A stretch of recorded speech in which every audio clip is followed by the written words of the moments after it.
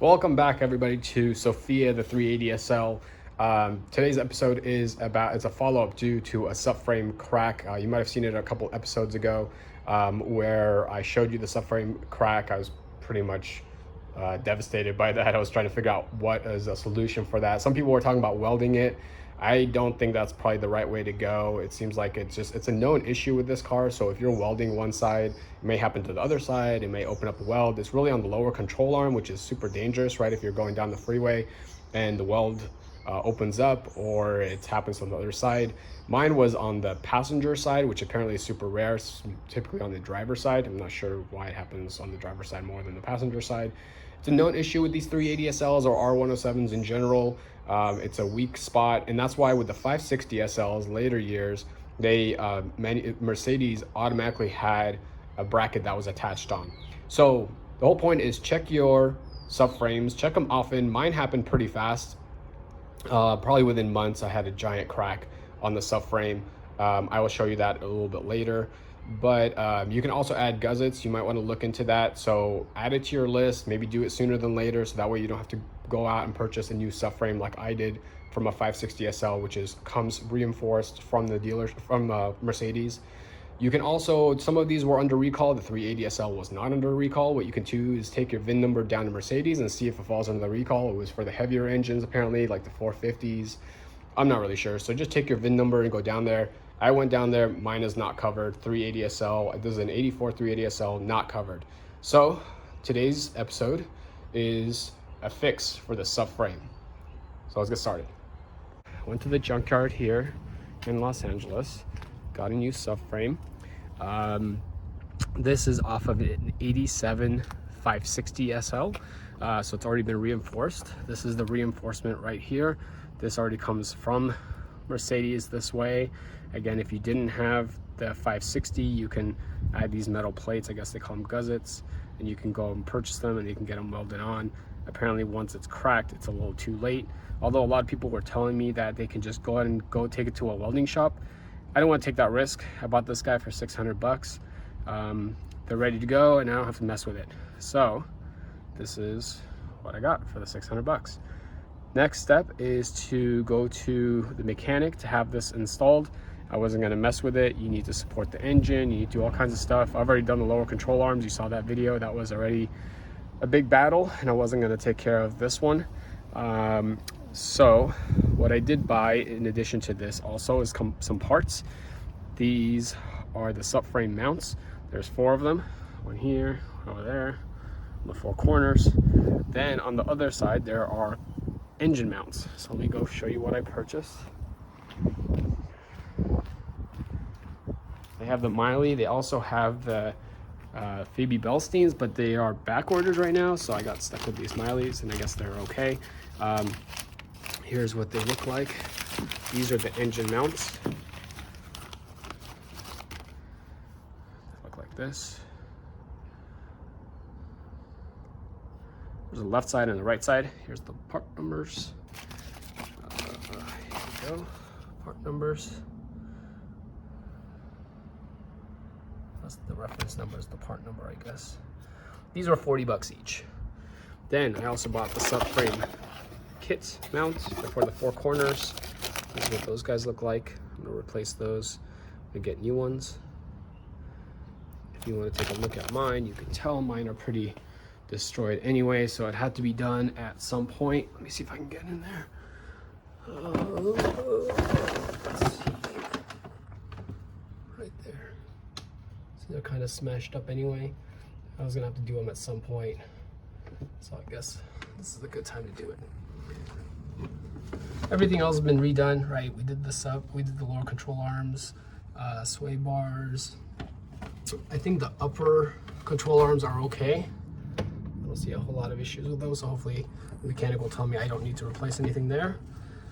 1,500 bucks for the mechanic, and should be good to go on the road again. So I'll show you the old subframe once it's out. Okay. So before we're putting the subframe on, we decided to clean it. Met this guy Vic here. Vic, Hey. Vic found me on YouTube, one of the subscribers. Pretty cool. He lives like 20 minutes away from me, so he decided to come over to his house before we put the subframe in, and we are soda blasting.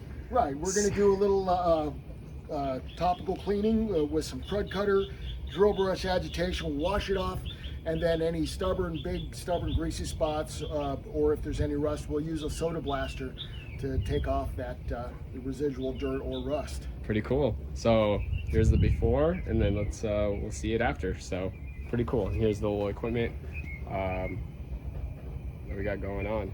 Pretty cool. Let's see how the before and after.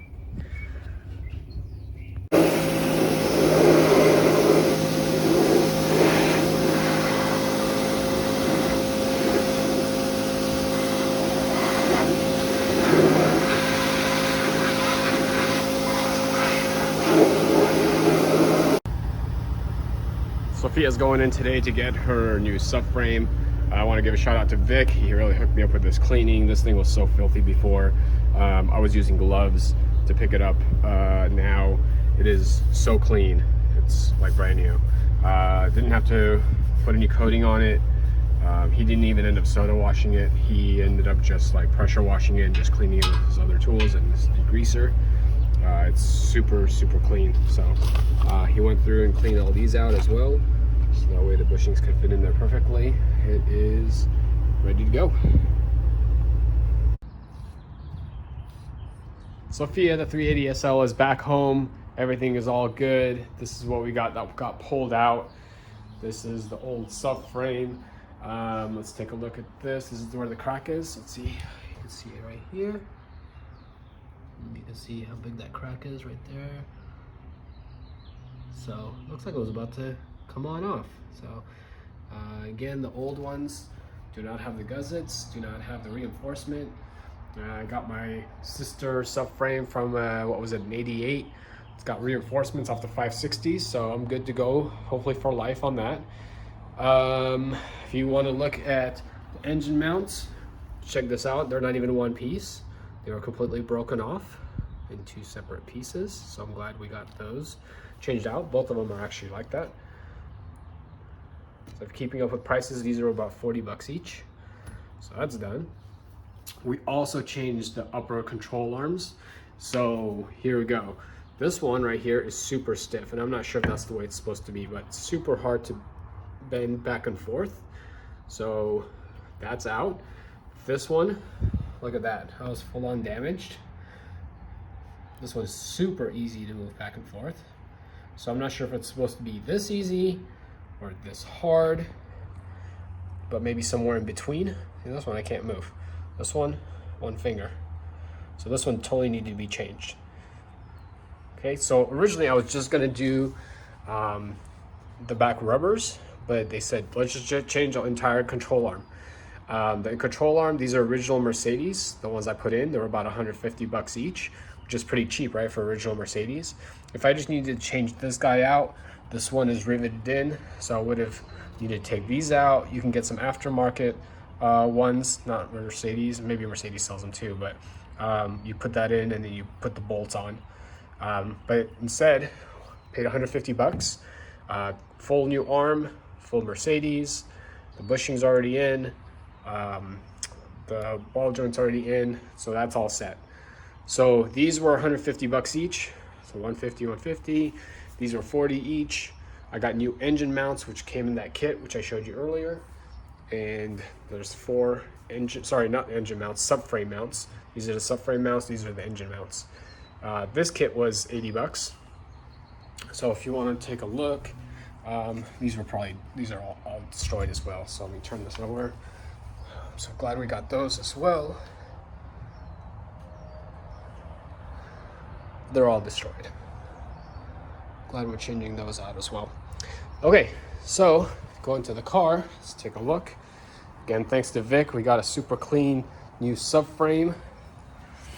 Everything's done. So between my project on the lower control arms and this project on the upper stuff, we are set for a long time. So there's the subframe mounts right here. There's 4 of those, looking brand new. New upper control arms, bushings included, ball joints all there. new shocks, which we did last time. The sway bars, all this stuff, that's all new. Lower control arms we did last time. The bushings were new on that last time. You can go back and watch that video. The ball joint we changed on the last video as well. Spring is original, and then the cap on the spring is original, and that one's fine too. All good to go. So if you'll look at the subframe again, let's take a look. We got, this is this again, subframe of a 560, should be good to go. Gussets, not gussets, but reinforcements. Again, these are original reinforcements from the 560s, so I don't have to worry about that cracking. Total cost on this project. The subframe I picked up from a junkyard for $600, which is actually a deal. If you go on eBay, they're about $1,000 to $1,400. Then let's see, the two kits, the engine mounts, $40 each, and then the subframe mount was $80. And then these were again, they were about $150 each. Costed about $1,400 for the installation. And the only thing I need to do left is the alignment, because that was completely thrown off. I need to redo that. So we're looking at like $2,500 or so due to this one little crack, but it is set forever, set for life. So thanks for watching. If you're enjoying these videos, please watch the rest of them. Please subscribe, and we'll catch you on the next one. Thanks for watching.